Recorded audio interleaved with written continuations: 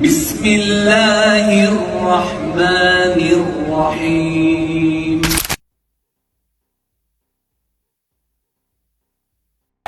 Bagaimana cara berbakti kepada orang tua apabila orang tua tersebut selalu memanjakan anaknya, bahkan malah marah dan ngomel apabila anaknya membantu mengerjakan pekerjaan rumah? Tetap dilakukan, bakti saja. Lakukanlah hal-hal yang dia tidak marah. Misal, kalau dia suruh belanja, keluar, beli sesuatu, maka lakukanlah itu. Jadi tidak perlu melakukan apa yang dia tidak suka. Ikuti saja. Kalau misalnya Anda seorang anak perempuan dan dia tidak mau Anda ikut masak misalnya, udah temanin aja ngobrol. Lakukan sesuatu yang cukup membuat mereka senang. Gak ada masalah. Karena selama hal itu tidak diharamkan dalam agama, maka harus tetap diikuti. Di sini dikatakan apakah anak itu tergolong durhaka apabila menolak fasilitas memanjakan dari orang tua tersebut, sebab orang tua tersebut terlihat bahagia apabila telah memanjakan anaknya. Justru malah mengikuti apa yang dia inginkan itu berpahala karena menyenangkan hatinya. Dan lakukanlah hal-hal yang lain, hal-hal yang lain. Karena tanda kutip di sini masalah memanjakan, pasti ada saja hal yang dibutuhkan oleh orang tua kita. Misal Anda bisa membelikan kebutuhan-kebutuhannya, kebutuhan-kebutuhan yang dia butuhkan, dari sampo, dari sabun, dari apa. Pasti setiap orang itu punya sesuatu yang dia sangat senangi. Dan orang tua itu sama, manusia biasa. Pasti mereka suka sesuatu yang mungkin menonjol dalam dirinya yang akhirnya kita bisa penuhi. Banyak cara berhubungan dengan masalah itu. Bagaimana kedudukan ayah tiri terhadap ayah kandung dalam hal bakti kepada orang tua atau ibu kandung dan ibu tiri? Tentu ibu kandung yang dimaksud di sini ya. Ibu kandung dan ayah kandung yang diprioritaskan. Kalau masalah ibu tiri atau ayah tiri itu masuk dalam umumnya orang yang punya hubungan kerabat karena menikah dengan orang tua kita.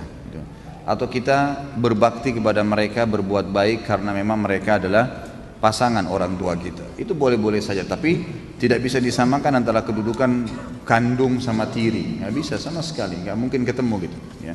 Tentu yang dimaksud dalam dalil-dalil tadi itu lebih banyak kepada ya orang tua kandung. Apakah ada dalil menunjukkan kedudukan mertua dibandingkan kedua orang tua? Apa tips memberikan bakti kepada orang tua dan mertua? Sama saja, ya. Tetap orang tua diprioritaskan. Mertua itu umum, kerabat. Kita berbuat baik karena punya hubungan kerabat dengan pasangan hidup kita. Jadi berbeda, tidak seperti kedudukan kedua orang tua. Jadi kalau mertua meminta sesuatu misalnya dan kita memang merasa ada sesuatu yang mendesak yang lain, kita masih bisa minta maaf, nggak ada masalah, nggak berdosa itu. Sama dengan umumnya kerabat kita. Tapi kalau orang tua nggak bisa nolak jadi dosa, nggak bisa. Karena berbakti pada mereka adalah sebuah kewajiban dan ini tidak berlaku pada mertua. Jadi kita tetap berbuat baik pada mertua kita sebagaimana posisi dia sebagai orang tua pasangan kita, tapi dia tidak sama sekali mencapai derajat kedua orang tua.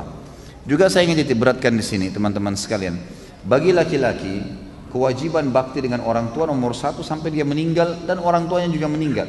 Gitu kan? Artinya kalau orang tuanya meninggal lebih dulu tetap dia wajib bakti. Kalaupun ya orang tuanya masih hidup tetap dia harus lakukan sampai dia meninggal, ya, sampai dianya meninggal dia lakukan kebaktian-kebaktian.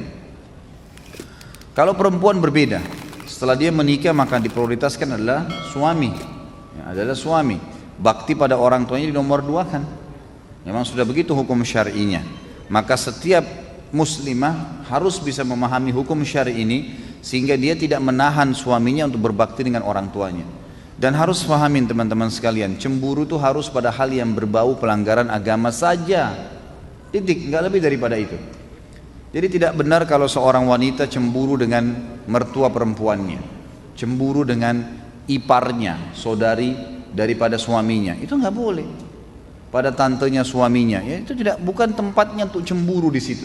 Atau kadang-kadang yang cemburu dengan anaknya sendiri, ini nggak boleh. Jadi dia harus prioritaskan, ya, dia harus bagaimana mendukung agar suaminya tetap berbakti pada orang tuanya. Begitu pula dengan suami, kata para ulama, mestinya dia bisa memberikan peluang kepada istrinya untuk tetap berbakti walaupun dia boleh memprioritaskan dirinya. dia masih misalnya istrinya pamit mau kunjungi orang tuanya, dilayanilah, diberikanlah kesempatan, dibantulah semampu dia.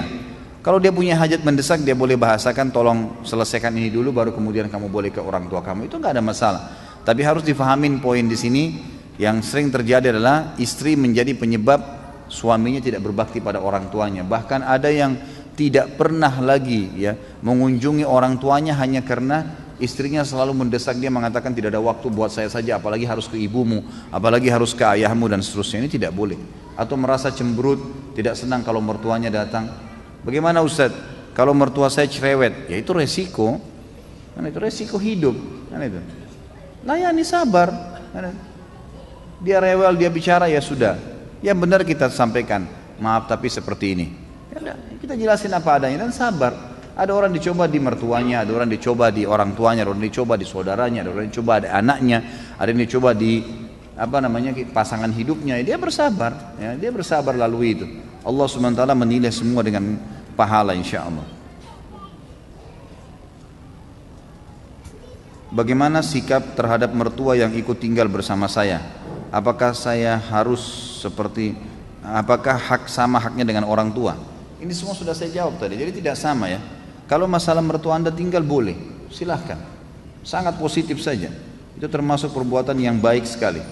Jadi apalagi pada saat mertua kita tidak mampu, maka bagus sekali. Biarkan tinggal sama kita di bawah naungan kita, malah bagus, kita bersedekah gitu kan. Mungkin pada saat safar, kalau laki-laki ini yang bertanya misalnya, maka pada saat safar istrinya ada yang temani mahramnya, sangat baik, nggak ada masalah. Tapi bukan kedudukannya seperti orang tua, nggak mungkin. Saya bilang tadi, kalau ada sesuatu yang mertua kita inginkan dan kita memiliki pekerjaan yang mendesak, kita boleh mendahulukan hak kita, boleh, tidak berdosa itu. Tapi kalau orang tua nggak boleh, nggak bisa. Harus didahulukan orang tua kita dari diri kita sendiri, karena memang perintah Allah untuk berbakti di situ. Apa hukumnya dan bagaimana menghapus dosa menggugurkan kandungan umur 1 bulan dan mengubur hasil pengguguran hasil berzina di depan teras rumah orang tua?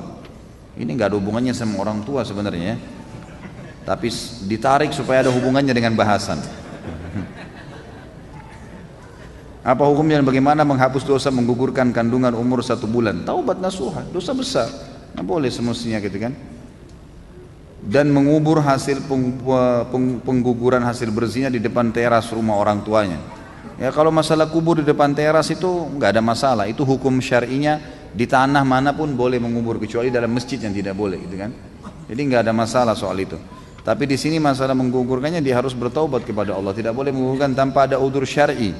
Itu pun ulama memberikan batasan, kalau di bawah 4 bulan dia menggugurkan dan ada udzur syar'i, ada udzur syar'inya.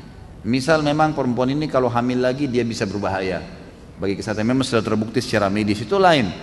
Tapi kalau sudah 4 bulan walaupun berbahaya nggak boleh digugurin, sudah ada ruhnya nggak boleh, udah terima konsekuensinya. Banyak orang divonis mati ternyata tidak mati, dia melahirkan sehat, anaknya lahir sehat, tidak ada masalah, ajal belum datang. Orang beriman tahu masalah itu.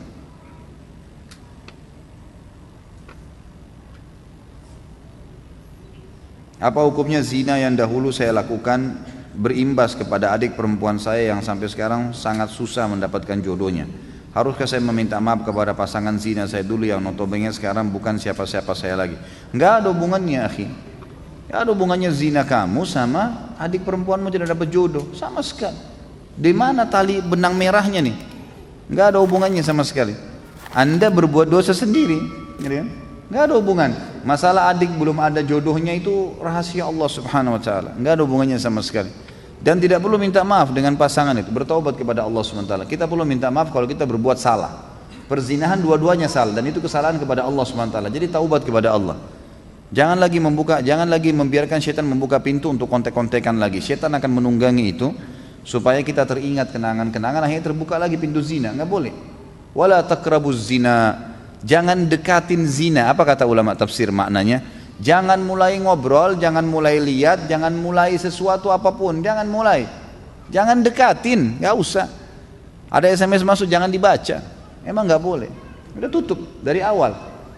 Sedikit angin saja masih terasa dinginnya, gitu kan? Apalagi kalau dibuka jendelanya bisa kedinginan, masuk angin, gitu.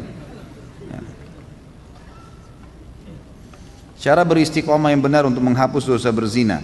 Taubat nasuha, ada 4 syarat sudah jelas. Tinggalkan dosa itu seketika, sesali, berjanji sama Allah tidak ulangi, dan yang keempat sibukkan diri dengan ibadah. Sisa umur isi dengan ibadah. Jangan buka lagi pintu itu. Kalau anda yang bertanya ini belum menikah, maka menikah tentunya.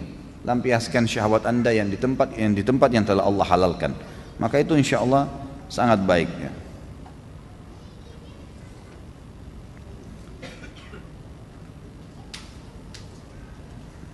Yang tidak sesuai dengan tema saya tunda dulu ya.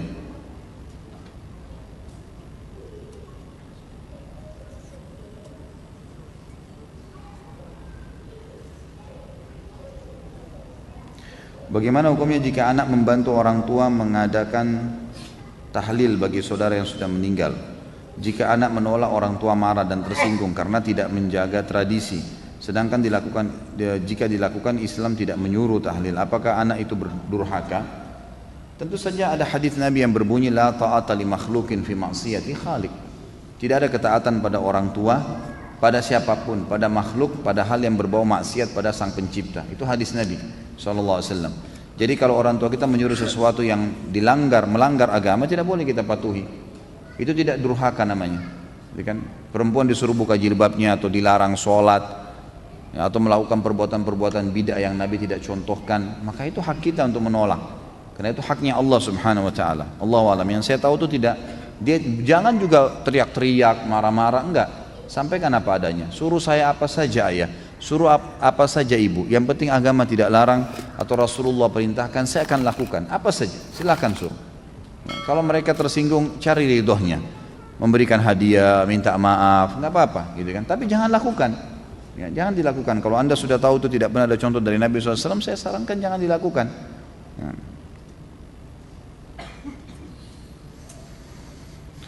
Tadi Ustaz sudah sampaikan hadis bahwa orang yang durhaka kepada orang tua, orang minum minuman keras, tidak masuk surga. Bagaimana dapat memahami hadis di atas? Sebab ada hadis lain yang mengatakan apabila ada keimanan dalam hati seseorang sebesar biji dzarrah, masuk surga. Tentu hadis yang dimaksudkan tadi yang anda tanya, yang kedua, siapapun yang di dalam hatinya ada seperti biji dzarrah, biji sawi dari keimanan, dia akan masuk surga. Makna hadis ini kata ulama adalah dia akan masuk surga setelah ditimbang amalnya. Karena semua pasti akan ditimbang amal solehnya, amal buruknya. Kalau amal buruknya lebih berat, dia masuk neraka dulu.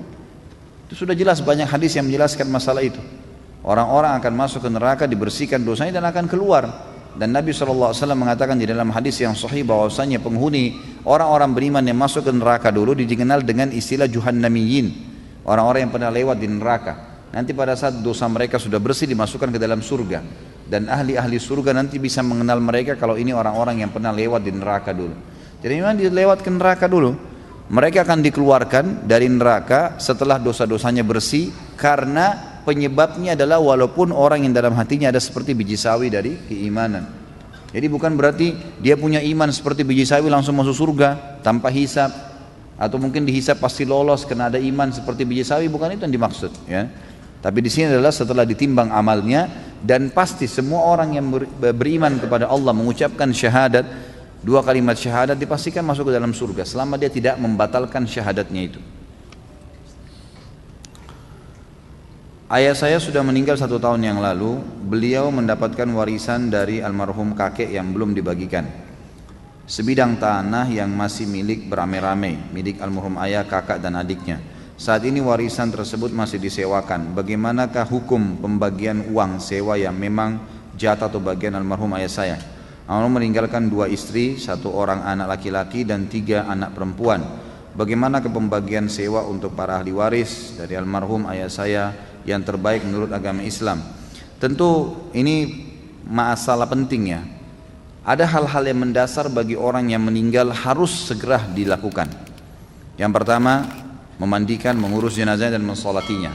Kembali kepada hadis Nabi SAW yang sahih riwayat Imam Ahmad yang berbunyi, ikramul mayyit dafnuhu, penghormatan dan penghargaan terhadap jenazah, segera mengurus jenazah dan memakamkannya. Jadi masuk dalamnya adalah memandikan, ya, kemudian mensolatinya dan menguburkannya. Yang kedua adalah menjalankan wasiatnya. Karena Allah SWT mengatakan min ba'di wasiyatin tusuna biha audain. Setelah orang meninggal, maka yang paling pertama setelah diurus jenazahnya adalah wasiatnya.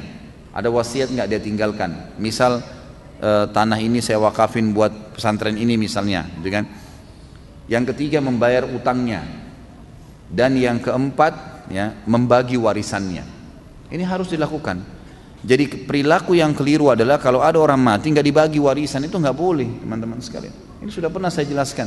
Nggak boleh nggak dibagi warisan, harus dibagi. Baik, ayah saya meninggal Ustadz, punya satu rumah, ibu saya masih tinggal di situ. Kami 3 orang bersaudara. Kami kalau bagi kesian ibu. Loh, kasusnya adalah bukan kita mengusir ibu kita dari rumah itu, membagi persentase masing-masing sudah jelas. Ini ibu dapat karena punya anak-anak, 1/8 dia dapatnya. Ya udah, ibu kita punya di rumah itu 1/8 bagiannya beliau. Sisanya dibagi kepada anak-anaknya misal, gitu kan? Jadi masing-masing sudah tahu, silahkan ibu anda suruh tinggal itu nggak apa-apa. Tapi setiap yang bersaudara sudah tahu hak di rumah itu. Kapan satu waktu dijual, maka sudah tahu masih si fulan punya sekian, si fulan punya sekian, si fulan punya sekian. Kalau kasus seperti ini, Allahu alam ya, mudah-mudahan Allah ampuni kalau saya salah. Tapi setahu saya, kalau kasus seperti ini adalah dinilai berapa nilai tempat sewa itu pada saat warisan terjadi, atau nilai tempat itu sekarang berapa. Misal nilai 1 miliar, mereka bersaudara 3 orang, kalau semua laki-laki dibagi rata. Kalau ada perempuan, kayak tadi ada perempuan dibagi, laki-laki dapat 2 jatah, perempuan 1. Misal 3 orang, 1 perempuan, 2 laki-laki.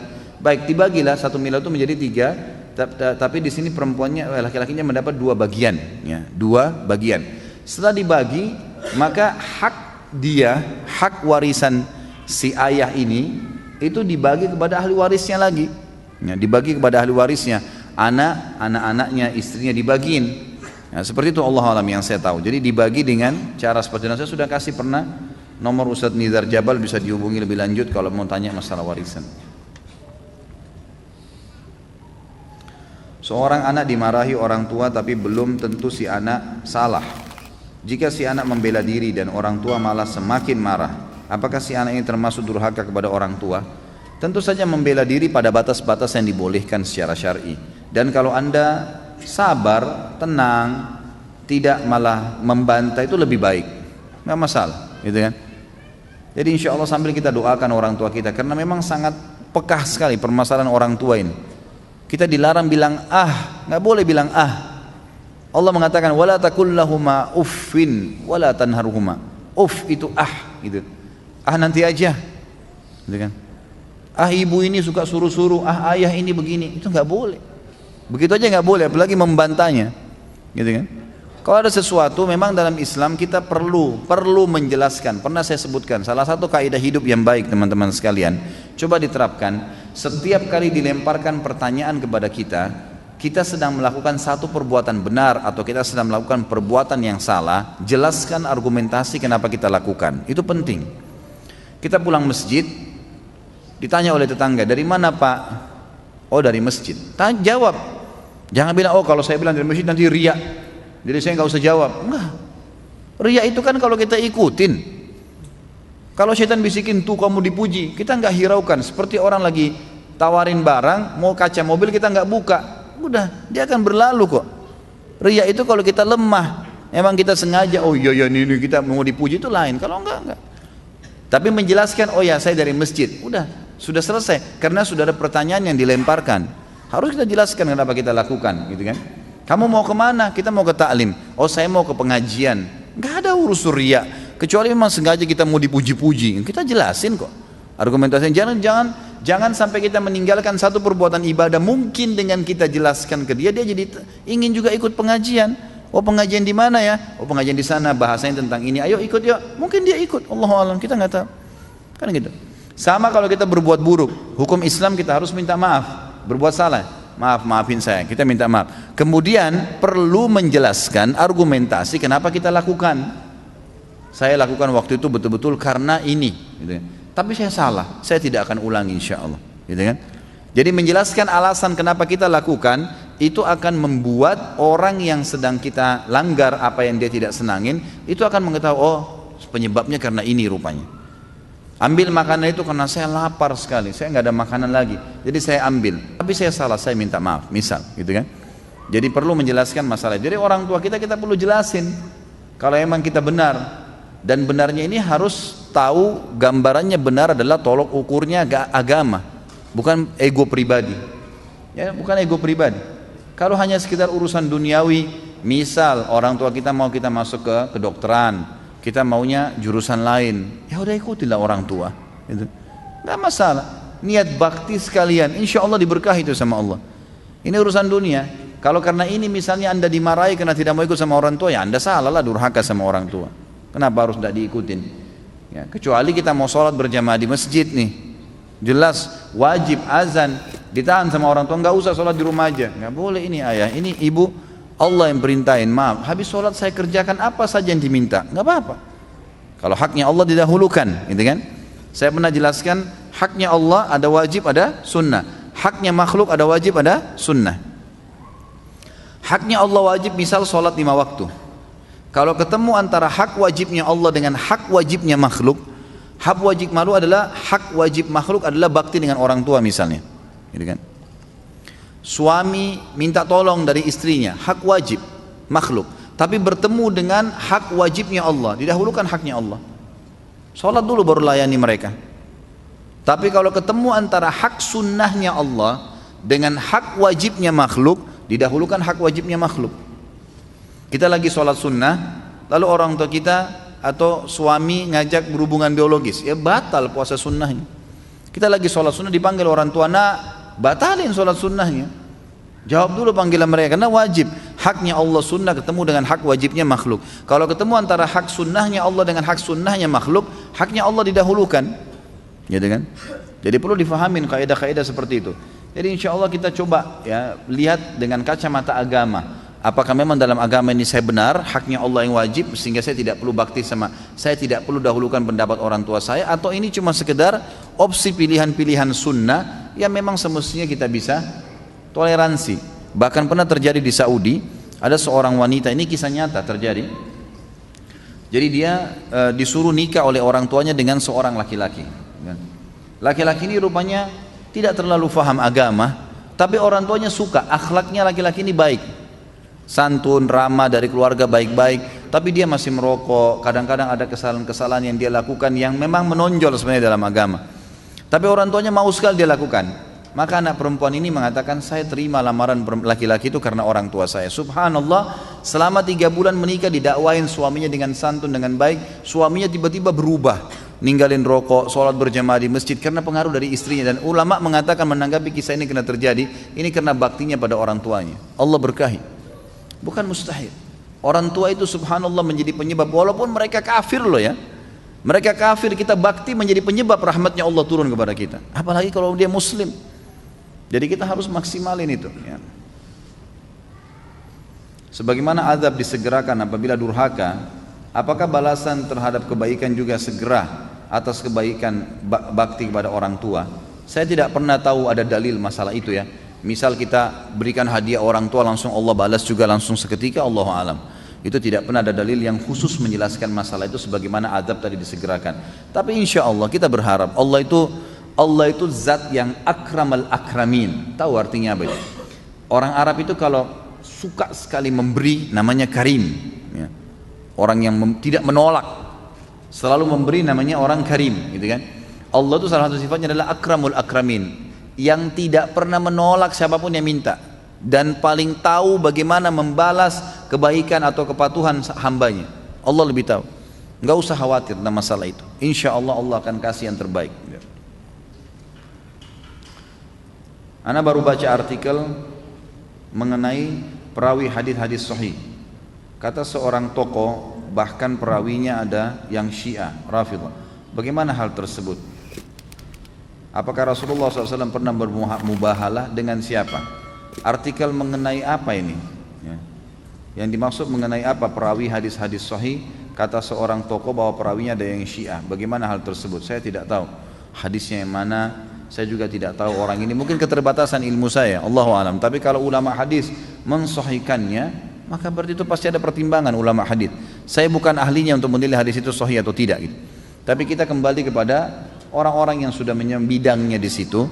Kalau Imam Bukhari, Imam Muslim yang sudah jelas-jelas tidak diragukan oleh para ulama hadis tentang mereka, kemudian mereka meriwayatkan hadis, pasti mereka menjeli. Karena dalam ilmu hadis itu ada ilmu rijal, ada jar wa ta'dil, ada ilmu mempelajari siapa perawi-perawi hadis itu, ada jar wa ta'dil, ada mengetahui tentang kesalahan mereka dan menetralkan apapun informasi yang salah tentang mereka sehingga bisa diterima enggak hadisnya. Itu ada dalam ilmu hadis, ada dalam ilmu mustalah hadis. Jadi ada ilmunya khusus mempelajari masalah itu. Saya yakin tidak mungkin para ulama hadis mensahihkannya tanpa punya pertimbangan, gitu kan? Pasti ada sesuatu. Kalau mungkin ada perawi hadis pun benar yang disahihkan karena dia adalah Syiah, mungkin ini cuma simpatisan. Mungkin ini orang yang simpatisan, mungkin orang yang cuma sekedar menyampaikan sesuatu. Karena kadang-kadang subhanallah banyak orang salah paham nih. Kita ucapin satu kalimat, dinilai dengan dia 10 bahasan. Bisa dari satu statement saya misalnya, bisa ada teman-teman yang mendengarnya mempunyai persepsi 10 masalah di situ. Padahal sebenarnya cuma satu tujuannya. Itu bisa terjadi, manusia bisa menjabarkan seperti itu. Allahu a'lam ya, seperti itu. Kalau apakah pernah Nabi SAW bermubahala? Nabi SAW dalam riwayat pernah dikatakan kedatangan orang-orang Nasrani dari Najran. Najran wilayah, itu kan penuh dengan orang-orang Nasrani, lalu mereka datang dengan ingin niatnya bertemu dengan Nabi SAW, menanya-nanyakan tentang Islam. Lalu Nabi SAW jelasin Islam, mengajak mereka Islam, mereka nggak mau. Nabi biarin satu hari, besok diajak lagi berdebat, mereka disampaikan argumentasi, ayat-ayat, mereka nggak bisa membantahnya, nggak punya alasan.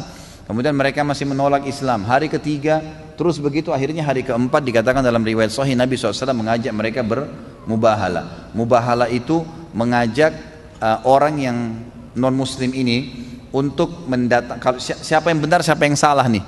Caranya membawa keluarga terdekat.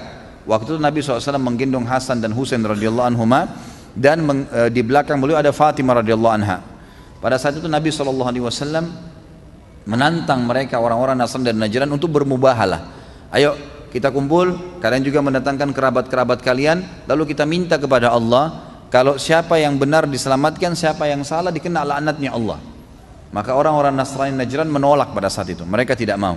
Mereka setelah musyawarah, pendeta-pendetanya lalu berkata, ini kalau dia betul Nabi, pasti kita kena laknatnya Allah. Dan bukan cuma itu, sampai kepada anak keturunan kita. Maka mereka pun akhirnya menolak, dan mereka memilih untuk membayar jizyah, upeti pada saat itu, dan mereka kembali ke wilayah Najran. Itu yang saya ketahui. Saya mau tanya Ustadz, saya mantan pecandu narkoba. Dulu saya sudah mencoba berbagai cara, tapi selalu gagal. Sekarang saya sudah sembuh 2 tahun tidak menggunakan narkoba. Saya sedang melakukan sebuah terapi narkoba, dan di dunia kata dokter hanya terapi ini yang bisa berhasil. Alhamdulillah saya sekarang bisa beribadah, bersosial, kerja dan lain-lain sejak terapi ini. Tapi masalahnya terapi itu adalah substitusi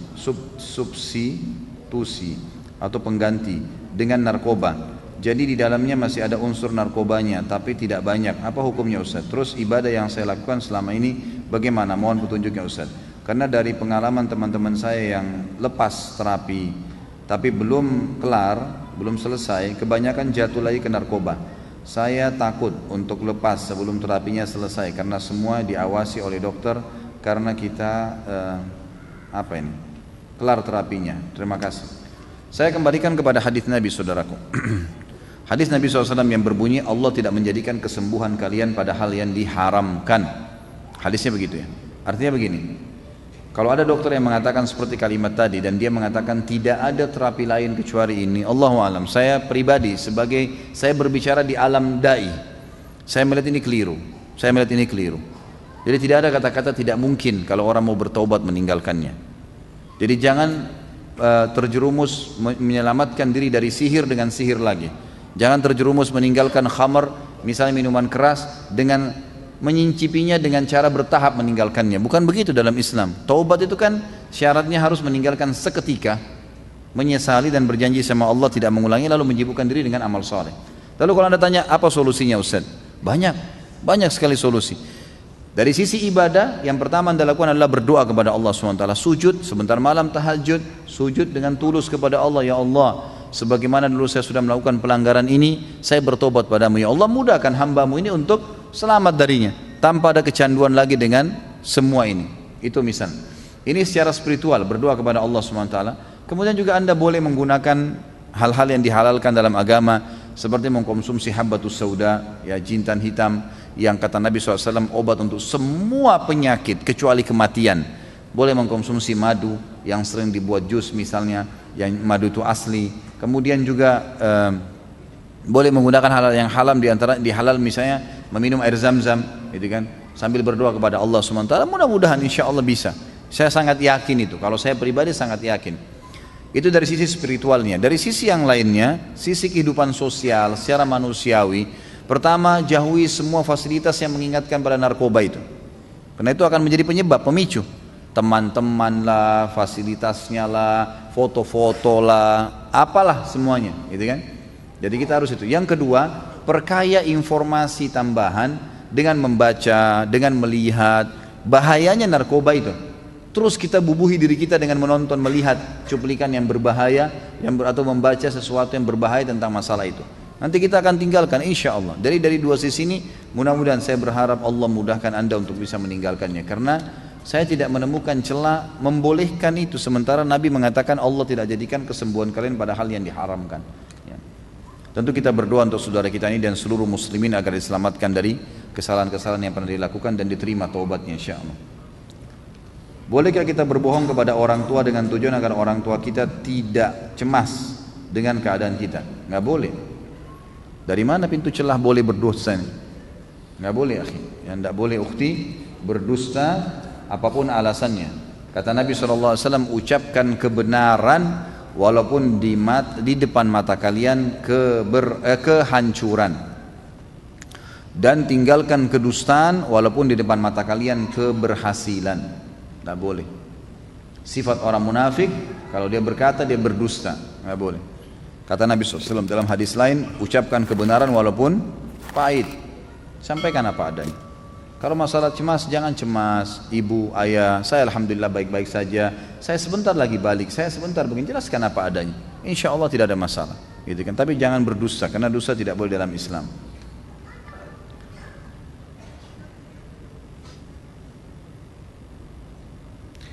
Bagaimana hukumnya, serta adakah dalil yang dapat memberikan anak ketenangan bahwa anak dari SD kelas 1 hingga saat ini tidak pernah bisa dekat, sangat kaku dengan ibu anak, karena anak dari SD kelas 1 selalu dididik dengan sangat keras, amarah, emosi, pukulan dan lain-lain oleh ibu anak, baik itu akibat kesalahan anak maupun anak tidak ada salah. Tapi alhamdulillah anak tidak pernah membalas dengan amarah dan lainnya pula. Lalu semakin tua ibu anak semakin tinggi tingkat emosinya, bahkan terkadang selalu mengajak anak berdebat tentang agama. Contohnya beliau berdebat mengenai urusan sutra, pembatas sholat, puasa, sholat sunnah, gerakan sholat dan lainnya. Mohon saran dan nasihatnya, apa yang harus anak berbuat? Tentu kalau diajak berdebat oleh orang-orang yang seperti ini kedudukannya orang tua kita, jawab secukupnya, tidak usah panjang lebar. Kenapa kamu pakai pembatas sholat? Karena ada hadis begini ibu, selesai. Tapi ibu nggak pernah temukan, oh iya mungkin keterbatasan ilmu saya temukan seperti itu ibu. Udah ibu lagi marah, nggak apa-apa, biarin dia marah, nggak ada masalah. Yang penting kita jangan terjerumus dengan membantahnya, gitu kan? Karena memang membantahnya ini gini ya, orang tua kita, pasangan hidup kita, seperti misalnya kita wajib bakti dengan ibu ayah, istri wajib bakti sama suaminya, gitu kan? Kita harus menafkahi dan mendidik anak-anak kita. Ini semua teman-teman sekalian tanda kutip boneka-boneka yang Allah titipkan buat kita. Kita lahir tidak pernah bisa pilih, saya nggak mau ibu ini, saya nggak mau ayah ini. Lahir ini ibumu, ini ayahmu. Perintah agama bakti, kan begitu. Ada cobaan sabar. Emang sudah begitu perintah agama. Lah jalankan sesuai dengan agama, kan aman tuh. Jadi kan akan aman.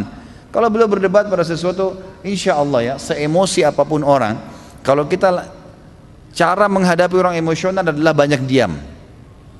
Itu kata kuncinya. Emosi dibalas dengan diam. Gak usah dilayani.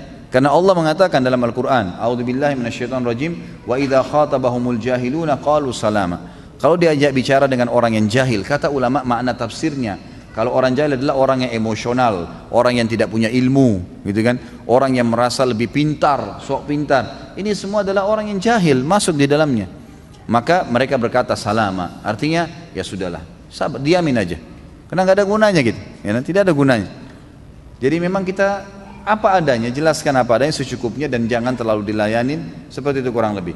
Kalau masalah bagaimana menangani, saya dari kecil selalu memang dilayani, dididik dengan pukul. Memang karena ada orang tua juga yang jahil dengan agama ya.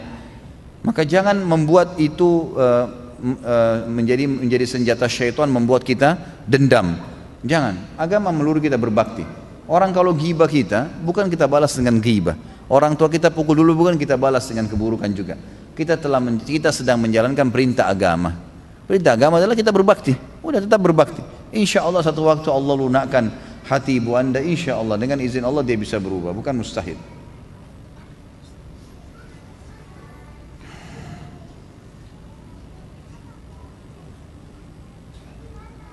Ibu saya jarang sekali melaksanakan sholat 5 waktu di masjid. Padahal masjid terdapat di depan rumah saya. Namun beliau tidak pernah absen untuk sholat 5 waktu di rumah. Pertanyaan, apakah saya sebagai anak berdosa jika saya menyindir ibu saya untuk sholat berjamaah di masjid? Pertama, perempuan tidak ada kewajiban sholat di masjid. Ibu anda atau orang lain. Ya, Nabi SAW bersabda dalam hadis yang dihasankan oleh para ulama, wanita kalau sholat di ruang tamu rumahnya lebih afdal daripada di luar rumahnya. Kata ulama hadis termasuk masjid. Dan sholatnya dia di dalam ruang tamu rumahnya lebih afdal daripada, sholatnya di dalam kamarnya lebih afdal daripada di dalam rumahnya, di ruang tamu rumahnya. Jadi perempuan makin tertutup maka makin baik. Laki-laki yang dimotivasi ke masjid. Jadi saya sarankan tidak perlu untuk menyindir ibu anda sholat di masjid. Malah itu lebih afdal buat dia, lebih baik. Perbuatan yang tidak salah jangan disinggung, biarin dia berbuat, gitu kan? Selama dia baik, dukung, itu sangat baik. Saya punya anak tiri, saat masuk dalam kehidupan keluarga, saya merasa berkah keluarga berkurang. Keluarga jadi sedikit kacau. Saya coba berprasangka baik, tapi baru-baru ini ada kejadian yang keyakinan saya bahwa orang ini bermasalah. Saya dengar semua bisnisnya bermasalah, tertipu. Bagaimana agar keluarga kami kembali mendapatkan berkah dari Allah Subhanahu wa taala? Saya punya ayah tiri ya, maksudnya di sini ya. Saya saat masuk ke dalam kehidupan keluarga, saya merasa berkah keluarga berkurang. Tentu kalau sudah menikah dengan ibu anda nasihatin apa adanya. Dan menasihatin orang tua itu tidak durhaka. Boleh kita sampaikan, apalagi ini adalah ayah tiri ya. Boleh kita nasihatin, sampaikan apa adanya. Ayah seperti ini, setahu saya agama begini. Dia nggak mau dengar, ya sudah, tetap jadi mad'u kita, orang yang kita dakwahi. Sampaikan kepada ibu agar bisa menyampaikan kepada dia. Tapi jangan memvonis kalau berkah kehidupan hilang gara-gara dia. Insya Allah tidak, biidznillah tidak. Kalau ada hal-hal yang berubah, bahasakan baik-baik. Kalau dulu rumah tangga ini seperti ini keadaannya, tapi setelah ayah datang, kenapa kok ada kejadian seperti ini? Bukankah agama mengajarkan seperti ini? Dan alangkah baiknya, alangkah bijaknya kita kalau mau mendakwahi seseorang, apalagi ini orang yang dekat, menikah dengan ibu, maka kita melihat kira-kira sisi apa sih, atau dari poin mana orang ini bisa kena secara dakwah. Ada orang hobi baca buku, ada orang hobi mendengar, ada orang macam-macam ya. Kita lihat sisi mana kira-kira, baru kita masuk ke dakwah itu. Ya, kalau memang dia misalnya pribadinya tidak suka didakwahi oleh yang dianggap anak, maka ya sudah, pakai orang lain yang untuk nasihatin dia, atau kita menggunakan media-media yang ada. Saya laki-laki, orang tua memaksa menikah wanita yang saya tidak suka. Apakah saya berdosa jika tidak mematuhinya? Sedangkan laki-laki tidak perlu wali dalam pernikahan. Tentu di sini dilihat alasannya kenapa. Kalau alasannya memang, misal orang tua kita menyuruh kita menikah dengan orang yang tidak ada hubungannya dengan kriteria yang agama perintahkan. Wanita misalnya tidak tutup aurat, tidak sholat, dari keluarga tidak jelas statusnya, maka ini ulama mengatakan boleh dia menolaknya, tidak masalah, karena ada perintah-perintah Allah di situ yang harus dipenuhi, gitu kan? Tapi kalau opsi antara tidak suka saja, hanya karena tidak suka, mungkin ada kekurangan-kekurangan tertentu, maka kita bisa berdoa kepada Allah Subhanahu wa taala supaya diberikan petunjuk, istikharah kepada Allah. Istikharah itu jalan pintas untuk minta petunjuk dari Allah Subhanahu wa taala, minta. Ya mungkin Allah Subhanahu wa taala akan memberikan petunjuk setelahnya, baik orang tua anda yang akhirnya menolak, atau mungkin tiba-tiba Allah bukakan hati kita cenderung, gitu kan? Cenderung. Yang penting pada saat istikharah itu jangan memang ada kecenderungan dari dua hal yang kita sedang hadapi, antara suka dengan bakti dengan orang tua misal, atau antara tidak suka dengan berbakti dengan orang tua. Maka jangan ada kecenderungan, misal lebih cenderung kepada perempuan yang kita ingin nikahi sehingga memang istikharah pun berharap hasilnya ke situ. Maka harus sportif, tinggalkan semua itu, minta murni petunjuk dari Allah Subhanahu wa taala.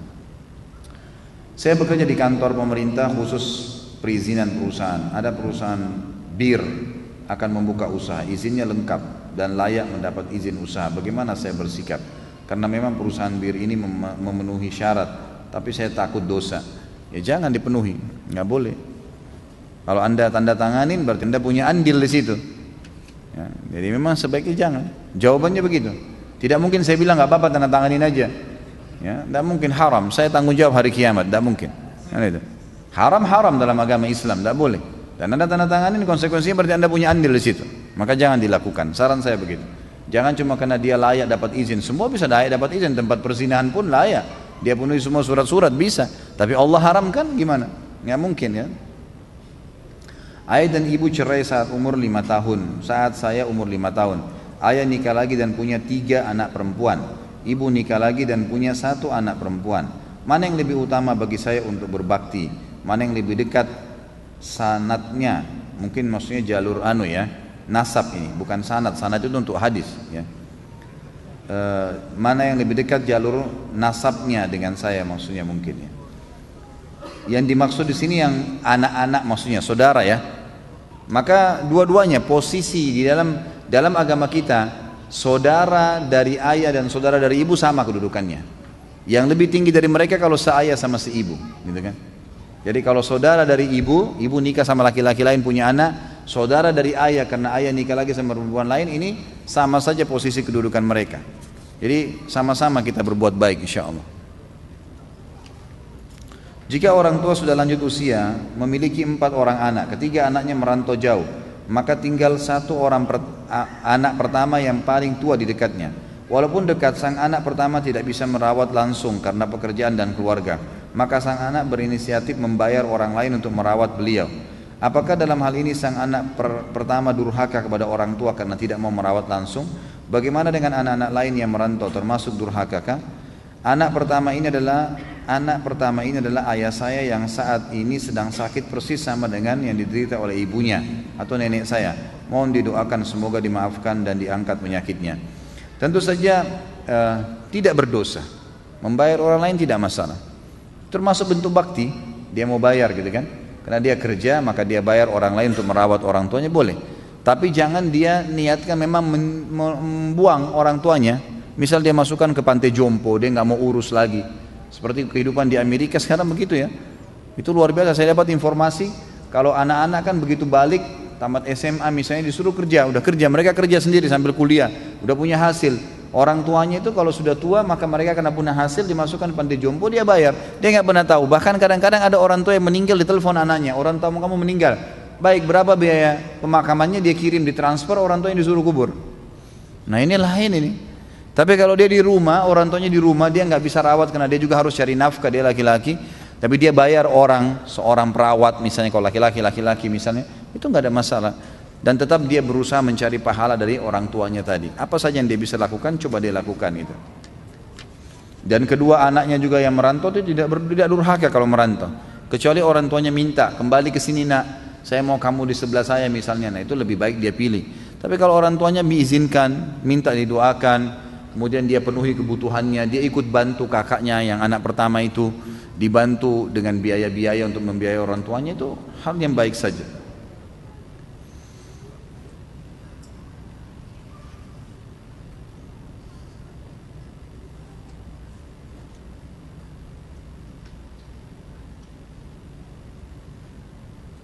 Nah, ini masalah mertua, baik. Ustadz, anak mau curhat, 2 minggu sudah nggak ketemu Ustadz, rasanya sudah kayak 2 tahun. Ini benar nggak ini?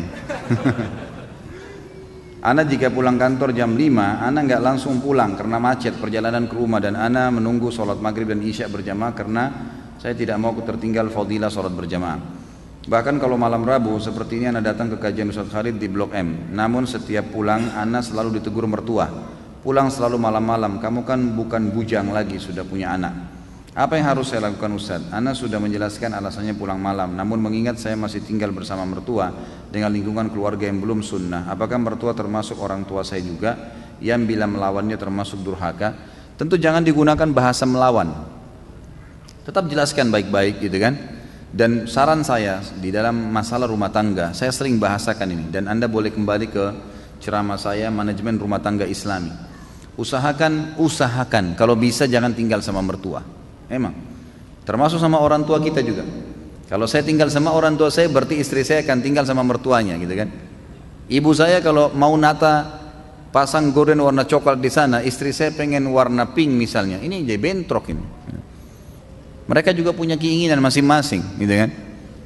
Sama halnya terbalik juga begitu. Kalau seorang laki-laki numpang di rumah mertuanya, di rumah orang tua istrinya, maka ini juga sama. Tentu ayahnya, mertua laki-lakinya punya keinginan tertentu, juga ibunya, mertuanya pengen keinginan tertentu, pengen masak tertentu, dia pengen makan yang lain. Saran saya Allahu alam, lebih baik pindah walaupun kos ya, semampunya. Kontrak nggak apa-apa, belajar mandiri itu lebih baik. Ini pertama, karena kita kalau rumah tangga sendiri pertama lebih sesuai dengan syar'i. Karena memang di zaman Nabi SAW pun orang kalau menikah itu tidak tinggal sama mertua, tidak tinggal sama orang tua, mereka pindah. Walaupun itu pas-pasan gitu kan. Kemudian yang kedua, kita leluasa mengatur waktu. Saya juga pernah bahas dalam manajemen rumah tangga Islami, tidak bolehnya orang tua berintervensi lagi ke ada anak-anak. Ini teman-teman sekarang mungkin masih seumuran kita sekarang tahap punya mertua dan orang tua. Mungkin nanti satu waktu kita akan sampai pada tingkat level mereka. Kita akan punya anak-anak nanti. Jadi Anda kalau punya anak-anak nanti, kalaupun mereka sudah menikah, jangan pernah intervensi ke dalam, nggak boleh. Kecuali anak-anak kita minta tolong atau kita lihat kemungkaran.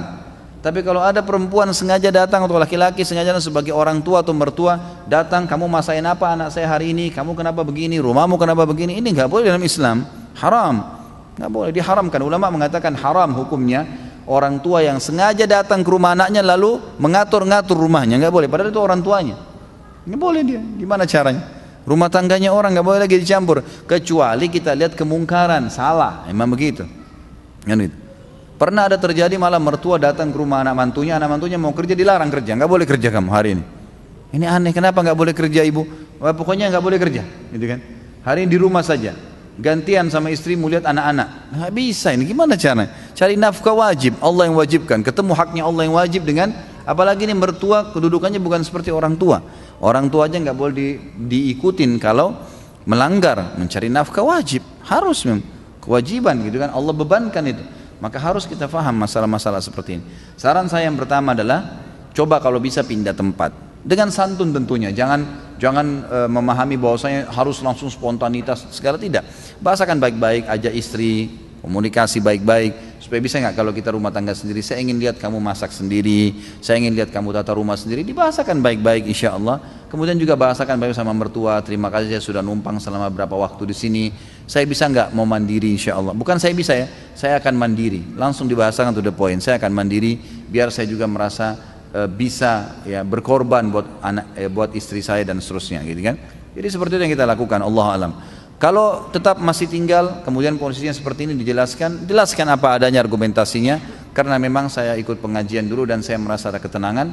Kalau belum pun marah ya sudah, wa idza khatabahumul jahiluna qalu salama. Tadi saya bilang para ulama memaknakan kata-kata jahilun di sini adalah orang yang emosional, orang yang mau egoismenya besar, mau memaksakan pada pendapatnya.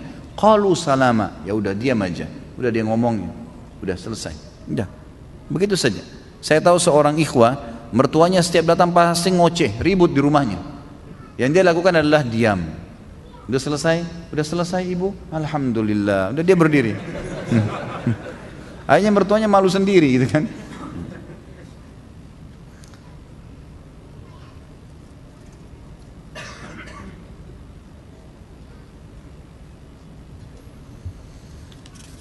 Jangan tambah lagi.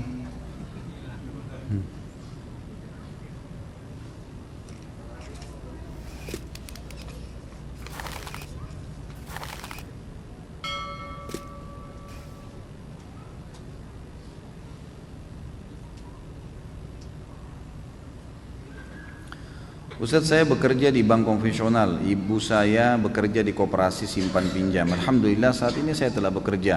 Saya membeli rumah dengan KPR bank konvensional. Setelah saya belajar tentang agama, saya ingin taubat dari KPR riba dengan menjual rumah tersebut. Terjadi perdebatan dengan orang tua saya. Saya takut menyinggung perasaan mereka, Ustaz. Apakah saya durhaka? Karena orang tua saya tidak mendukung saya menjual rumah tersebut apabila saya pulang ke rumah orang tua. Apakah halal saya makan dan tinggal di rumah orang tua sedangkan orang tua sedangkan saya tahu kalau itu termasuk gaji yang didapat dari riba. Tentu di sini banyak hal yang mesti dijawab ya. Berhubungan dengan masalah yang pertama, Anda kerja di bank konvensional. Ini saran saya sudah sering saya bahasakan.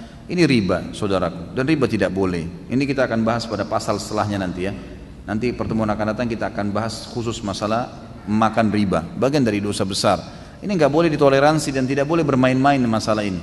Hadis Nabi SAW, 1 dirham riba lebih berat daripada 36 kali berzina. Larangan keras, memang kita harus berhenti, gitu kan?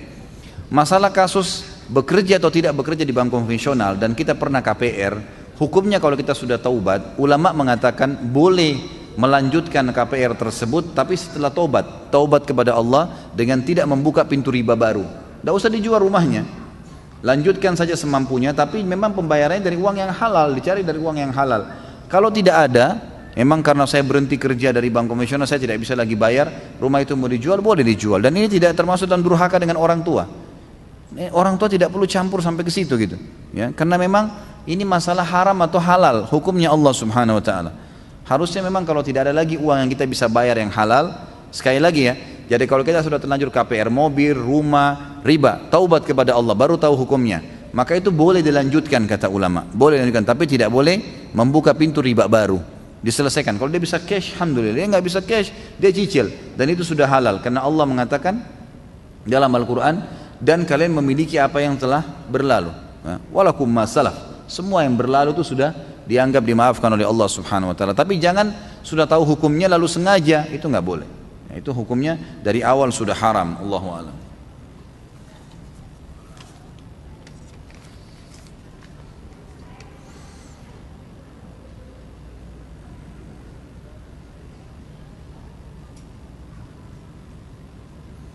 Jika ada himbauan baiat pada Imam Mahdi di bumi Syam, namun masih ada ibu yang sakit di rumah, bagaimana hukum baiatnya Ustaz? Tidak ada Imam Mahdi. Dari mana Imam Mahdi di negeri Syam? Anda dapat dari mana informasinya? Kalau ada dusta itu, nggak ada. Tidak ada Imam Mahdi. Imam Mahdi cuma satu, dan hadis sahih menjelaskan akan keluar setelah Dajjal membuat kerusakan di muka bumi. Dia akan keluar dari Madinah, kota Madinah, bukan di Syam. Dan kata Nabi SAW, dia akan keluar dari Madinah, namanya seperti namaku dan fisiknya seperti fisikku. Namanya Muhammad bin Abdullah, fisiknya, warna kulitnya, matanya, rambutnya sama dengan Nabi SAW. Dari keturunan Nabi SAW di Madinah. Dan kata Nabi SAW, dia akan keluar dari Madinah dan Allah mengubahnya dalam sehari semalam. Dia akan menjadi orang baik, gitu kan? Lalu kemudian akhlaknya bukan seperti akhlak, karena tidak ada yang sama dengan akhlak Nabi SAW. Lalu dia keluar ke Mekah diikuti dengan 300 orang yang membaiatnya. Kemudian dia keluar menuju ke negeri Syam. Di masjid Menara Putih dia akan mengerjakan sholat asar, dan turunlah Isa putra Maryam yang memegang kedua sayap malaikat, kemudian ikut sholat bersama, dan dialah orang yang Nabi sholat di belakangnya. Lalu kemudian Isa berkata, sholatlah imam dari kalian. Lalu kemudian sama-sama menuju ke wilayah Palestina yang sekarang dikenal dengan yang di hadis dikatakan Babulut. Subhanallah, kemarin saya waktu masuk ke wilayah Palestina itu, saya tanyakan langsung dengan orang-orang sana. Di Israel ini sekarang ada enggak kota namanya Lut, Babulut, gitu kan? Maka dikatakan ada sekarang kota di sebelah Tel Aviv, ibu kotanya Israel itu ada Lut. Dikenal begitu, Babulut. Allahu a'lam, ini hadis menjelaskan nanti Dajjal akan ada bermarkas itu, dan nanti Nabi Isa AS akan datang dengan Mahdi ke sana. Tapi kalau sekarang dikatakan ada Mahdi di Syam, ini nggak ada dalil sama sekali. Ini berita dusta, saudaraku, jangan terpengaruh dengan semua ini. Ini keliru ya, tidak benar. Kalau ada ibu anda di sini di rumah sakit, tentu saja didahulukan ibu. Ya. Orang tua kita didahulukan, ibu dibakti. Betulkah jika kita beramal soleh maka pahalanya akan sampai ke ayah yang sudah meninggal? Kalau beliau jadi penyebab, beliau yang ajarkan, makanya saya sering katakan dalam pendidikan anak teman-teman sekalian, kita harus punya andil, jangan semua diserahkan ke sekolah. Jangan semua diserahkan ke pembantu misalnya, maaf ya saya bahasakan ini, atau baby sister. Harusnya kita punya andil di situ. Anda yang lagi sibuk di sini, kalau pulang ke rumah laki-laki tetap meluangkan waktu untuk ngobrol sama anak-anak, tanya sekolahnya, didik sesuatu. Ya. Itu penting sekali. Jadi jangan diserahkan semuanya. Begitu pula dengan perempuan juga begitu. Jangan diserahkan semuanya kepada orang-orang yang mungkin ya mereka akan mendapatkan pahalanya. Jadi lebih baik kita juga punya andil. Ya, kita juga punya andil kepada anak-anak itu. Bagaimana bila seorang istri yang masih mempunyai ibu, dia ingin terus berbakti kepada ibunya karena ibunya sudah tua, tetapi karena mengurus suami dan anak jadi tidak bisa selalu berbakti kepada ibu. Bagaimana caranya untuk bisa mendapatkan berbakti kepada ibunya? Tentu saja tetap suami diprioritaskan. Pada waktu lowong dia berusaha untuk pamit dengan suaminya, gitu kan? Lebih baik lagi kalau suaminya mengizinkan ibunya tinggal bersama-sama. Maka lebih mudah kalau suami lagi bekerja dia bisa bakti dengan ibunya, gitu kan? Dan cara untuk bakti ini banyak sekali. Kita memasakkan masakan misalnya, sambil masak buat suami sama anak-anak, juga masakan buat ibu dan diantarkan ke sana pada saat suami lagi keluar, gitu kan? Yang jelas harus suami didahulukan. Hukum syar'inya begitu. Jadi jangan sampai kita melampaui hukum ini. Jadi tetap banyak cara. Telepon misalnya, tanya kabarnya. Kalaupun meminta dikunjungi atau dijenguk atau diantar ke rumah sakit, pamit sama suami, sampaikan baik-baik, insya Allah. Kalau niat kita baik, Allah juga akan lunakkan hati suami. Orang tua atau ibu masih suka mengadakan tahlilan atas meninggalnya bapak. Bagaimana sikap kita menyikapi ketika ibu minta ke kita baik berupa uang ataupun bantuan tenaga untuk acara tahlilan tersebut? Jelaskan baik-baik ya, jelaskan baik-baik. Ini sudah pernah saya jelaskan teman-teman sekalian. Banyak orang salah paham. Dianggap tahlilan ini kenapa tidak boleh? Ini berarti aliran keras, tidak benar. Itu kan zikir, itu kan bagus. Permasalahannya bukan itu teman-teman. Kita ini dalam agama disuruh meletakkan sesuatu pada tempatnya. Letakkan sesuatu pada tempatnya. Jadi Nabi SAW diutus untuk dicontohi, gitu kan. Nabi tidak pernah teman-teman di acara kematian itu mengadakan tahlilan, duduk, baca zikir rame-rame, niatnya kirimkan untuk orang mati. Ini tidak pernah ada dalil menjelaskan zikir bisa sampai ke orang mati, gitu kan. Jadi kita harus jelas masalah ini.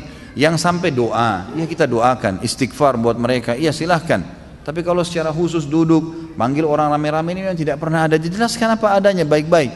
Dan kita, saya sudah bilang itu hari, kalau teman-teman mau sportif dan hidup tenang, maka dukunglah semua kebaikan orang yang di sekitar kita dan ingatkan yang salah saja. Jangan memvonis orang itu salah langsung keseluruhannya hanya dengan satu kesalahan, ini nggak boleh, gitu kan? Baik itu individu ataupun jamaah kelompok. Saya pribadi, saya sangat tidak setuju kalau ada orang begitu ada satu kelompok berbuat salah atau ada satu perbuatan yang melanggar agama langsung divonis semuanya itu sesat. Itu nggak boleh. Ada perbuatan mereka yang baik kan, yang baik kita dukung, yang salahnya kita ingatkan. Karena ormas, yayasan, pesantren, gelar-gerar kiai kah, ustadz kah, habib kah, siapa saja, ini adalah tunggangan-tunggangan saja sebenarnya. Bukan itu target agama. Target agama adalah memperbaiki yang salah dan mendukung sesuatu yang benar, gitu kan? Jadi seperti itulah kita melakukan perbuatan-perbuatan yang baik, kita dukung yang baik dan kita luruskan yang salah. Jadi seperti kasus tadi, masalah ibu ini, kalau dia mengajak kita melakukan satu perbuatan yang keliru, kita sampaikan apa adanya hukumnya. Lalu dari sisi lain, apapun yang baik, yang sesuai dengan sunnah dukung, gitu kan? Apa saja yang dia lakukan dukung. Misalnya dia mau bersedekah buat orang tuanya yang sudah meninggal, ini sesuai dengan sunnah Nabi, ini silakan. Ibu mau keluarkan ini 500.000, silakan sedekahkan ke orang miskin itu buat ibunya ibu misalnya, atau buat nenek, buat kakek, silakan. Itu sunnah Nabi. Nabi mengatakan sedekah jariyah itu akan lanjut terus untuk orang mati. Sumbang buat masjid itu. Tunjukkan kepada mereka mana yang sunnah dan mana yang tidak sunnah. Yang sunnah kita dukung, yang salah kita tegur, gitu kan? Tapi jangan sampai kita meninggalkan ini, kemudian yang sunnah kita tidak contohkan. Ini keliru dan saya sudah pernah berikan banyak contoh-contoh berhubungan dengan masalah seperti itu.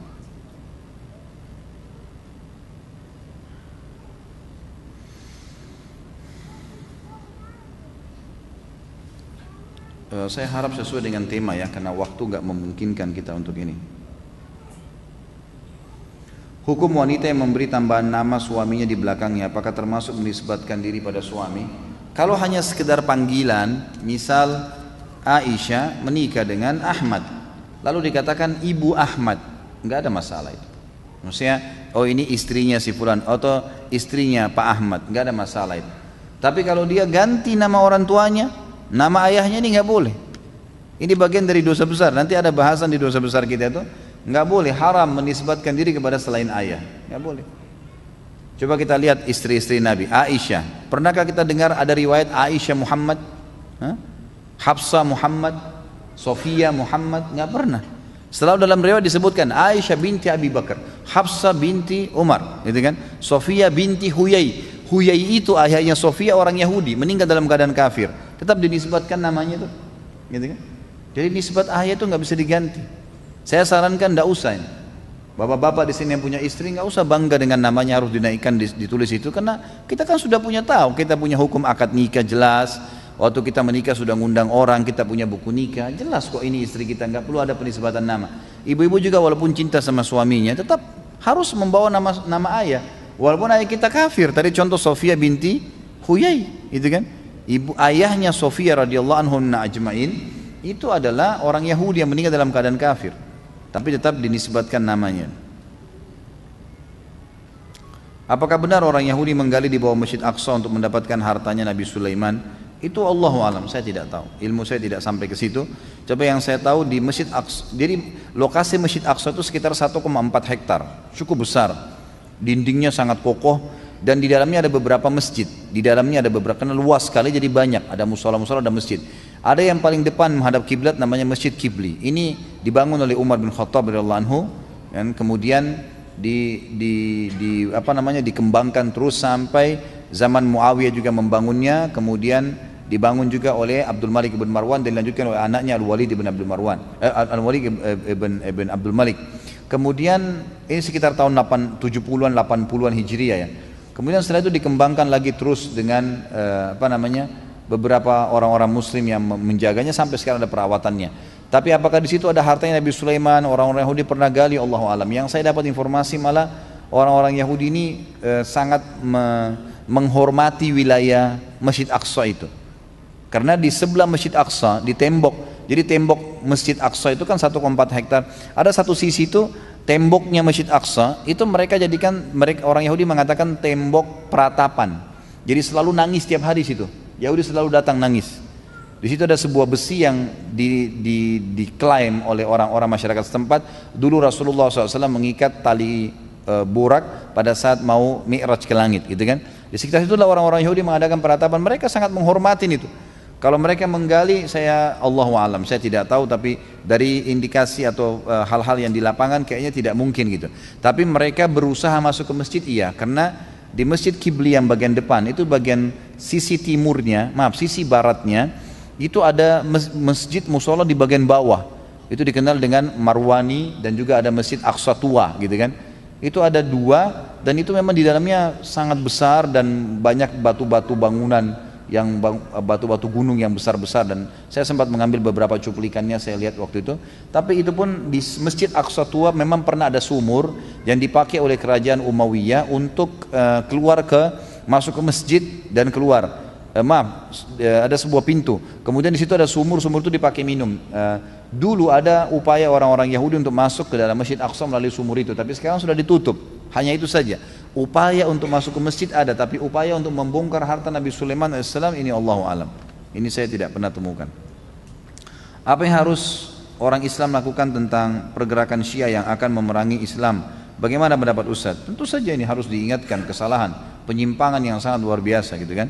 Dan ini kita di Indonesia dan negara-negara Islam sekarang harus betul-betul memahami tentang siapa itu Syiah dan menjauhinya tentu. Mengingatkan, mendoakan saudara-saudara kita agar jangan terjerumus di dalam pemahaman yang salah ini. Karena jelas ya, kalau Anda tanyakan kepada orang-orang Syiah, bagaimana keadaan bapak Anda? Pernah ada teman saya berbicara dengan satu orang Syiah dan sangat bijaksana sebenarnya. Dia cuma mengatakan, bagaimana keadaan Anda? Oh baik. Temannya dia bilang, kebetulan ini teman dan turunan Arab, mereka berbicara, bagaimana keadaan ente? Baik. Ayah ente bagaimana? Baik. Kakek ente bagaimana? Oh baik. Mertua, semuanya baik. Semuanya baik. Mereka dalam pandangan ente bagaimana? Baik. Oh baik.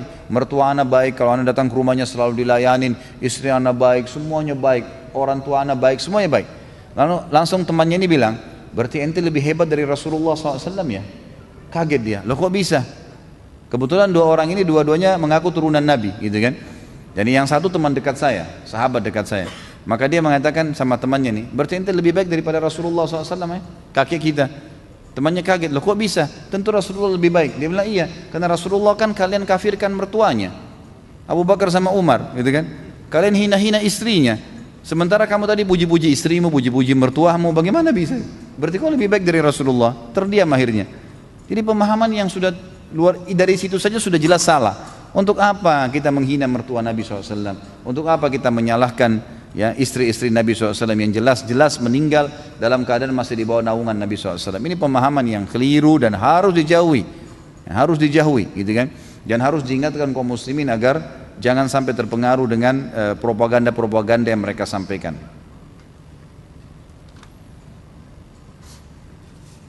Ini terlalu banyak ya, saya batasi, tinggal 3 pertanyaan lagi. Apabila orang tua sudah meninggal dan mereka masing-masing memiliki saudara kandung yang banyak, bagaimana cara berbakti kepada saudara orang tua? Apakah mendahulukan kepada yang lebih tua? Tetap aja disamaratakan. Jadi bagaimana caranya supaya kita berusaha semuanya kita bakti, ya, tidak ada istilah didahulukan.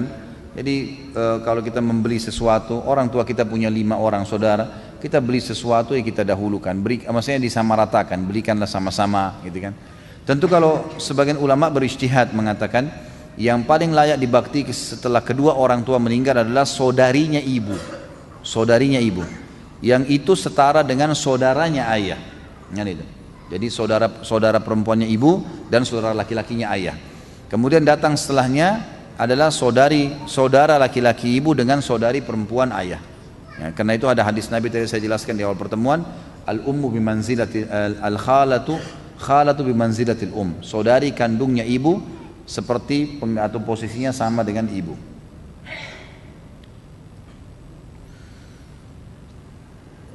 Saya punya adik laki-laki, sifatnya keras dan kaku. Ketika dia sedang jengkel, sering sekali dia membentak ibu kami. Bagaimana saya harus menasihatinya? Mohon doanya Ustaz, semoga adik saya bisa berubah. Semoga saja semua teman-teman yang sedang menghadapi masalah tadi yang minta didoakan, ini Allah mudahkan urusannya insyaallah. Allah berikan hidayah yang mereka sedang orang-orang yang sedang menyusahkan mereka, dan juga tentu saja Allah Subhanahu wa taala meninggalkan dalam keadaan Islam. Tentu ini perilaku yang salah, harus dinasehatin, caranya dinasehatin dan diberhentikan, tidak boleh dibiarkan. Kalau dia mau mukul yang harus ditahan, walaupun kita harus ya berkelahi sama dia, dalam arti kata memang harus memberhentikan, tidak boleh kemungkaran. Kalau sampai dia mau mukul orang tua, kalau dia bentak ya kita ingatkan, tidak boleh, haram kamu bentak ibu, gitu kan? Tidak boleh, kamu haram membentak ayah. Nah, harus begitu, jadi tidak boleh dibiarkan, ya, harus diingatkan, karena memang ini pelanggaran agama, tidak boleh sama sekali dibiarkan. Bagaimana cara kita menyikapi ketika orang tua kita selalu mengkritik pasangan kita? Ya terima saja positifnya, dan yang negatif nggak usah didengar, gitu kan?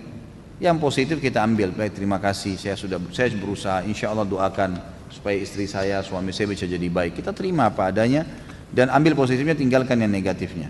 Pokoknya jauhi semaksimal mungkin berdebat sama mereka supaya jangan terbuka pintu dosa gitu.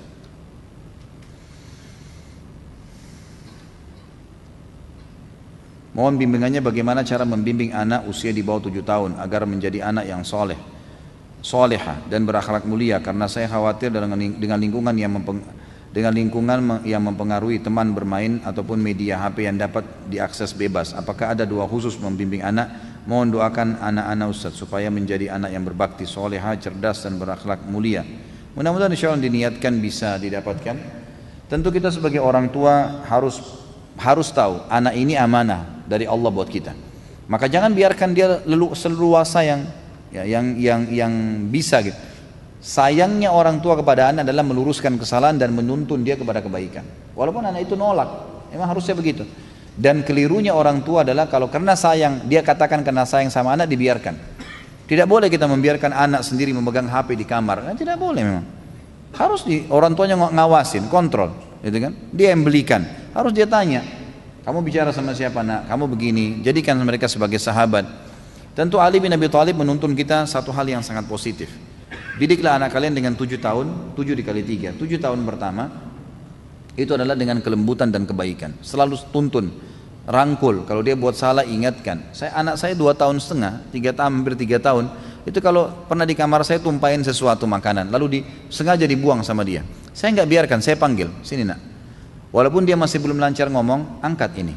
Dia belum paham awalnya, saya duduk, saya tunjuk kembali, angkat ini nak, diangkat sama dia. Kemudian saya kasih, itu tisu.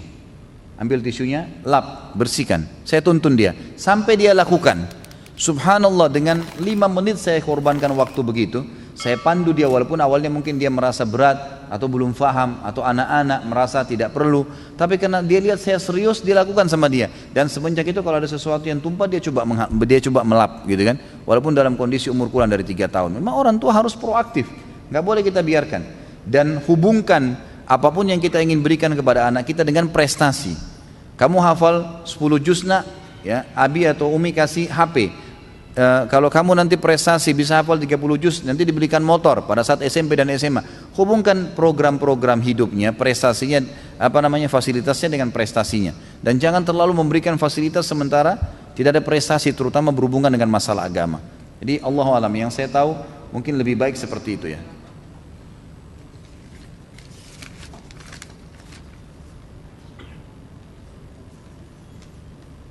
Adakah batasan antara mertua dengan menantu? Mana yang lebih utama, orang tua atau suami? Ini sudah saya jelaskan kalau yang kedua ya, tentu suami. Kemudian batasan antara mertua dengan menantu, batasan seperti apa dulu nih? Yang dimaksud batasan apa gitu. Kalau batasan aurat ada tentunya, gitu kan? Semua selain pasangan halal, suami istri, kalau perempuan ketemu sama ayahnya, ketemu sama saudaranya, yang boleh leher ke atas. Siku ke bawah, siku ke lengan, siku ke telapak kaki, ke telapak tangan, dan lutut ke bawah. Paha, perut, dada nggak boleh dilihat, gitu kan? Yang dihalalkan untuk yang mahram pun ada batasnya. Sama suami saja yang boleh terbuka. Seperti itu. Jadi batasan anak mantu sama mertua, kalau yang dimaksud aurat seperti itulah. Laki-laki juga tentu ya, tidak boleh anak mantu laki-laki pakai celana pendek di depan mertua perempuannya, tidak boleh. Walaupun mahramnya, dia harus tahu adab-adabnya. Pakai celana minimal itu harus lututnya tertutup, karena aurat lutut ke sampai pusar, gitu kan? Jadi harus kita tahu ada adab-adabnya. Kalau aurat, kalau masalah yang lainnya misalnya mengantar, masalah minta tolong, mahram tidak ada masalah. Boleh, anak mantu boleh menjadi mahram pada saat safar mertuanya, boleh, karena mahram sudah jadi mahramnya, gitu kan? Jadi ini sangat luas bahasannya, batasan yang ditanyakan seperti apa Allah alam, yang saya cukup ingat, yang saya jelaskan seperti tadi. Istri ana orang tuanya sudah cerai dan istri ana ikut ibunya. Bagaimana cara berbakti kepada ayahnya, sedangkan jika ingin bertemu ayahnya dihalang-halangi sama istri barunya? Ya dia harus sampaikan kepada ayahnya apa adanya kalau dia ingin berbakti. Kalau ayahnya memang tidak mengizinkan, dia tidak berdosa, sudah selesai, gugur kewajibannya.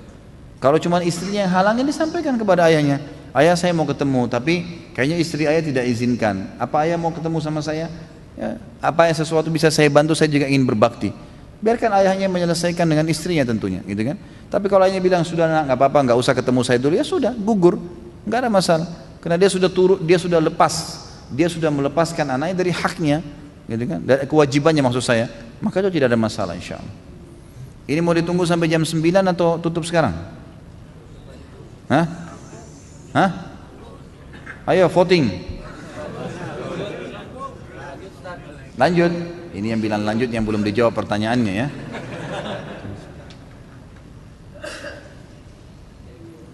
Ustaz, saya baru mengenal sunnah. Setiap saya pulang ke rumah, ibu saya selalu marah kepada saya karena saya mulai memelihara jenggot dan tidak isbal. Dan saya jadi bingung mana yang saya harus taat, sunnah Rasul atau orang tua. Tentu saja sunnah Rasul, akhi. Dan begini, menghadapi orang tua itu seperti menghadapi sahabat, jangan tegang, gitu kan? Kalau misalnya dia jenggot itu kenapa kamu pelihara begini begitu, senyumlah gitu, sambung dengan senyum, ya, dekatin, ngobrol, candain orang tua kita. Ajak ngobrol, kenapa sih? Apa masalahnya dengan jadi kan cuma rambut ringan, nggak ada masalah gitu kan?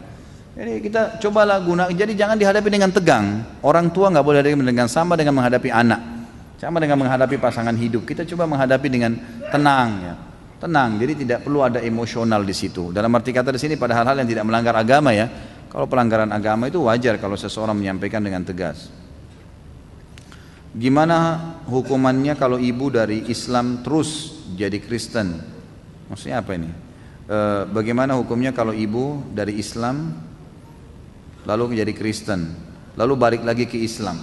Dibolehkan dalam Islam kalau ada seseorang yang murtad ke agama lain, kemudian dia masuk Islam, kemudian dia murtad lagi, dia masuk Islam. Kesempatannya 2 kali.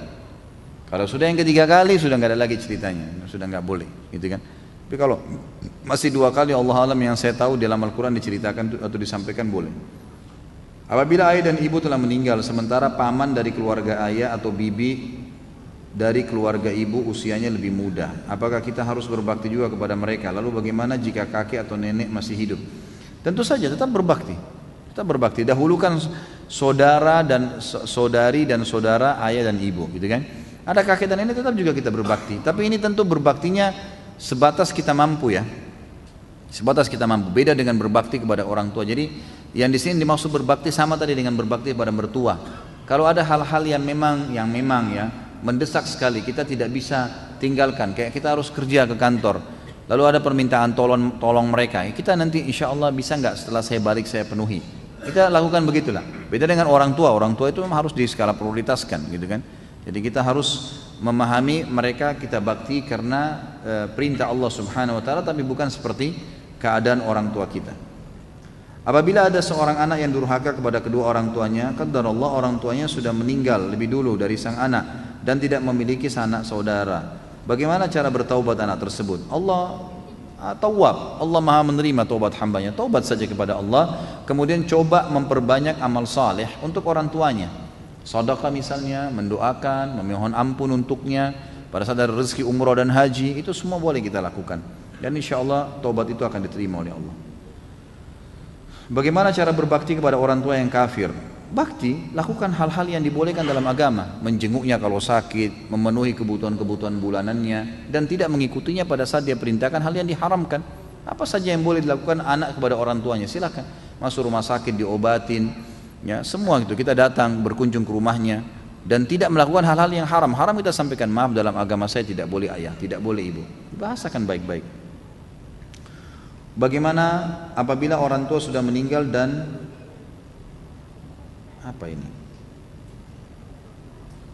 ami atau khala adalah saudara tiri dari orang tua, apakah kita wajib berbakti? Tetap sama hukumnya insya Allah. Jadi yang tiri pun tetap sama, dibolehkan. Tetap kita berbakti, dan itu pintu-pintu yang bisa menambah amal-amal kita.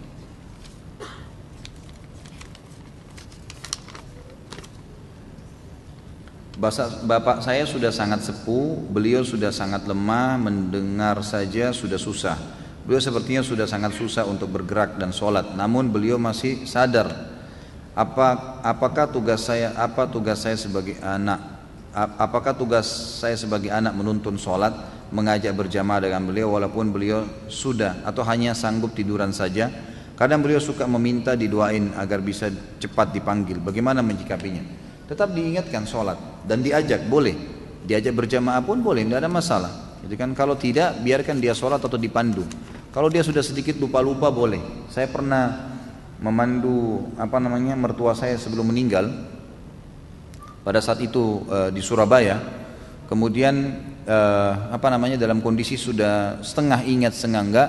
Dan saya bisikkan kalau ini sudah waktu sholat. Mau sholat dia nganggukkan kepalanya. Lalu kemudian saya sholat di dekat situ mengingatkan dia, gitu kan. Tentu setelah saya sholat berjamaah, kemudian saya kembali dan saya memandu dia sholat, dan dia mengikuti dengan isyarat semampunya. Itu boleh saja. Atau kalau tidak, kita ingatkan sholat dan kita sambil ucapkan bacaan-bacaan sholat supaya dia ulangin dengan lisannya, dia ikuti dan semampunya, ruku, Allahu Akbar, sujud. Walaupun kita lagi tidak sholat, kita mengingatkan di sebelahnya. Itu insya Allah semua hal-hal yang masih dibolehkan.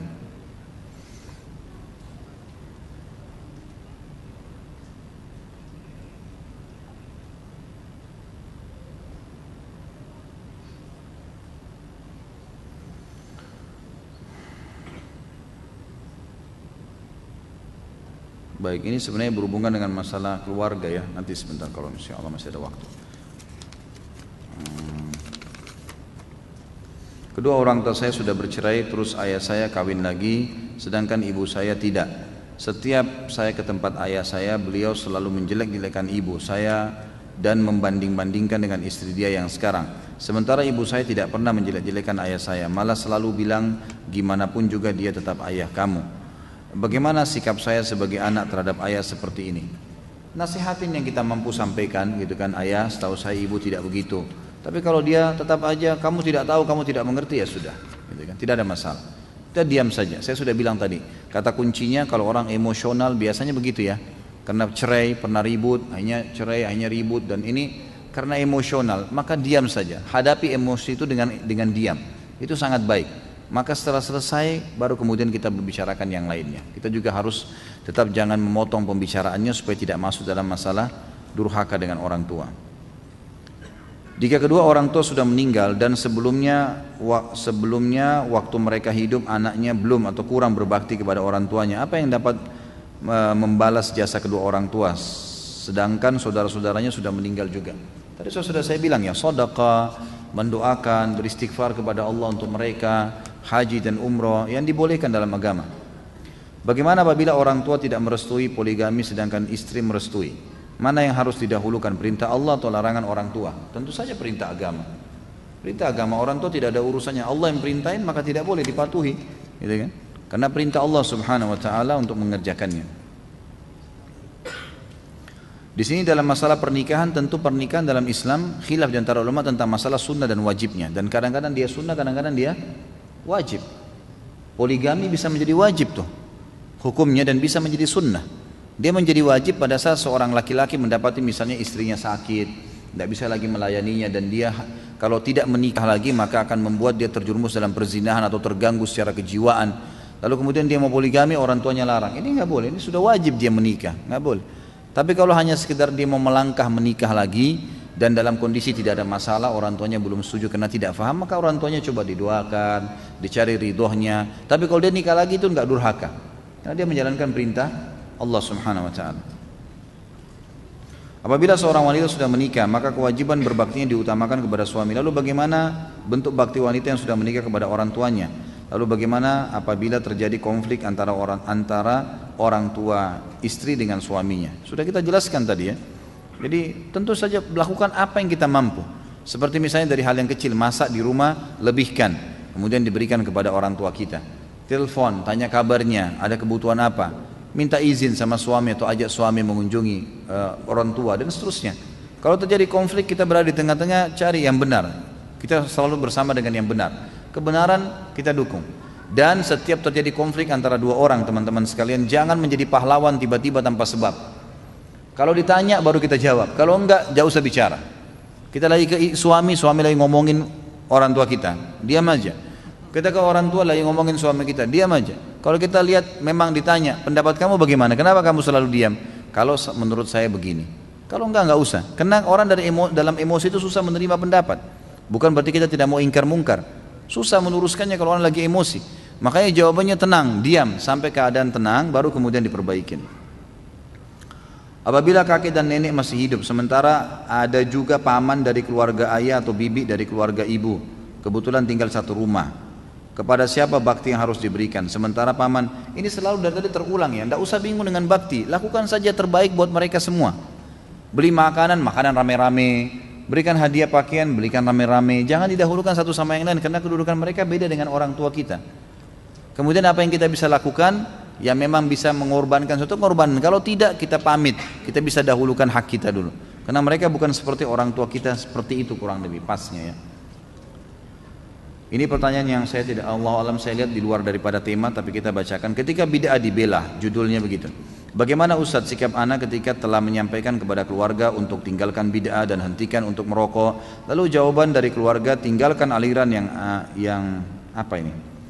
Anak sekarang dan keluarga mengatakan selalu berdoa untuk anak agar kembali ke alirannya dulu, afwan, yang bid'ah. Dan ibu anak mengatakan pakailah pemahaman yang dulu saja. Pertanyaan Ustadz, apakah jika anak tidak mengikuti perintah ibu dan masih tetap dalam pemahaman ahli sunnah saja, apakah anak berdosa karena tidak menurutinya?